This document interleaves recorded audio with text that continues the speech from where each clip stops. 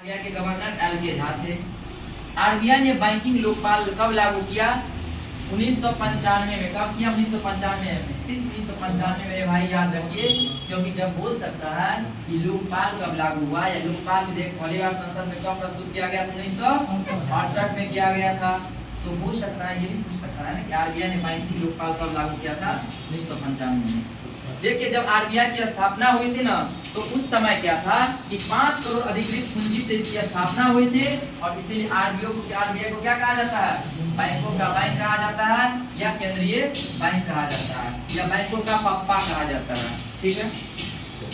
सरकार को अर्थोपाय ऋण जो देती है वो कौन देती है? आरबीआई ही देती है। कौन देती है? आरबीआई ही देती है। दूसरा देखिए, नियत न्यूनतम आरक्षण प्रणाली के अंतर्गत आरबीआई नोट जारी करती है। अब नियत न्यूनतम आरक्षण प्रणाली क्या होता है? तो मैं हूँ लट्टू मल, इसीलिए हमको पता नहीं। ये प्रीवियस का क्वेश्चन मैंने इसमें ऑनलाइन में डाल दिया। पूछेगा कि आरबीआई जो नोट को जारी करती है वो किस प्रणाली पर, किस नियम पर करती है? तो नियत न्यूनतम आरक्षण प्रणाली। ये कुछ नहीं होता है, ये क्या चीज होता है?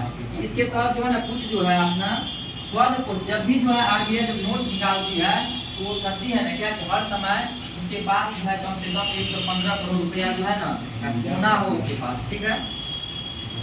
आरबीआई के खुला बाजार कार्यवाही का अर्थ है सरकारी बॉन्डों का क्रय विक्रय से। ये क्वेश्चन है प्रीवियस ईयर का, मैंने ऑनलाइन में डाल दिया। सब चीज इधर हो गया, समझ में नहीं आया होगा तब भी ठीक, आया होगा तब भी ठीक। अब देखिए, राष्ट्रीय फसल बीमा योजना के बारे में बता दिया था कि राष्ट्रीय फसल बीमा योजना 16 ही नहीं थे ना, 16 ही है। 16 में स्टार्ट हुआ था प्रधानमंत्री फसल बीमा योजना। खरीफ फसल के लिए 2% प्रीमियम, रबी फसल के लिए 1.5% प्रीमियम, और व्यवसायिक उद्यान फसल के लिए 5% प्रीमियम। और भाई ये सब पूछा गया है। और हेड क्वार्टर कहाँ पर है रिजर्व बैंक का?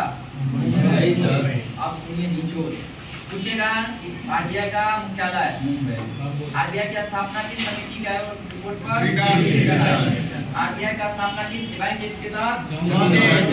आरबीआई की स्थापना 1 अप्रैल। आरबीआई का राष्ट्रीयकरण, आरबीआई का जब राष्ट्रीयकरण हो उसमें गवर्नर स्वतंत्र भारत का पहला जो है आरबीआई का गवर्नर सीडी देशमुख, और पहला आरबीआई का गवर्नर उस पर जब 14 बैंकों का राष्ट्रीयकरण हुआ उसमें गवर्नर एल.के. झा। बस उससे ज्यादा जो है ना मौद्रिक नीति पूछता है, कौन जारी करता है? 60 नीति।